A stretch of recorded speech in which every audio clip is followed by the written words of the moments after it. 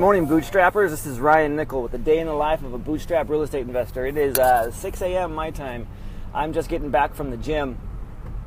I'm up at 4:30 at the gym at 5. Here we go at 6 o'clock on my way home. So I'm driving through this neighborhood here, and it just triggered me.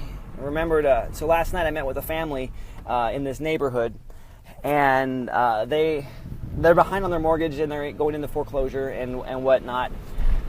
And sitting there talking to them last night, I'm like, this is a great, perfect opportunity. Their first mortgage is behind, only $6,000. Monthly payments like $810. Rents in the neighborhood are about $1,200. I'm like, this is sweet.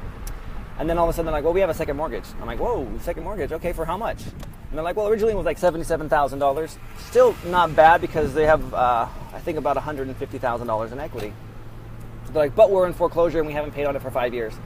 I was like, so that's the foreclosure. So the first lender has only filed a notice of default. The second lender has actually filed a foreclosure and has been trying to fight the foreclosure for a long time now. But they declared bankruptcy and wasn't able to do it. So I'm like, okay, not a big deal. So now that they're out of bankruptcy, foreclosure is happening.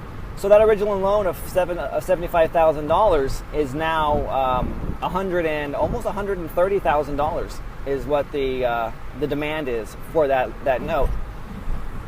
Okay, I mean, there's ways around it, but here's what I found out. It's not through a traditional lender. This is through a local investor whom I don't know. I know his family name. It's an East Indian family, and they do a lot of local buying and selling and rehabbing. And so I don't know him personally, but I know one of his family members. Our paths have crossed before. And as soon as I found that out, I'm like, look, you know what? I'm not in the business of screwing over my fellow. Good morning, Ashley. Of screwing over my fellow investors. I'm not going to take this on. So it's not worth it to me. The community is too small for me to get out there and then to start just dicking around with other investors. I know our paths will cross in the future, and that's not what I want to have happen. So as you're out there investing, just be cool. Be cool with the other guys that are out there.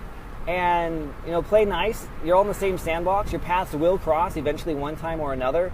And so for me, I don't have nearly as deep of pockets as these guys. And in fact, they were at the courthouse steps the other day, and they outbid everyone else that was there.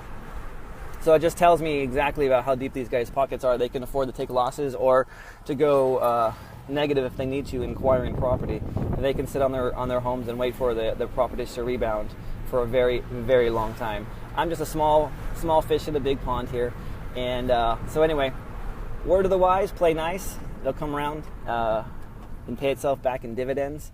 And I did give them a few heads up on what they can do as far as recourse to get what they need in order to get out, because they're trying to get out by the end of next month, and the foreclosure date is the end of this month, which is in 2 weeks. That's right, you got to be nice. That's the only way. I have found I have been a jerk before, and it's come back to bite me in the butt, and there's no reason for it. I just, sometimes I lose my temper, and that's just the, reality of my situation. But yeah, as soon as I found out that it was a local investor, I decided to back off and let that house run its course. So anyway, I am heading back from the gym on my way home, and this is another day in the life of a bootstrap real estate investor. Yeah, they definitely have way deeper pockets. All right, you take care, Ashley.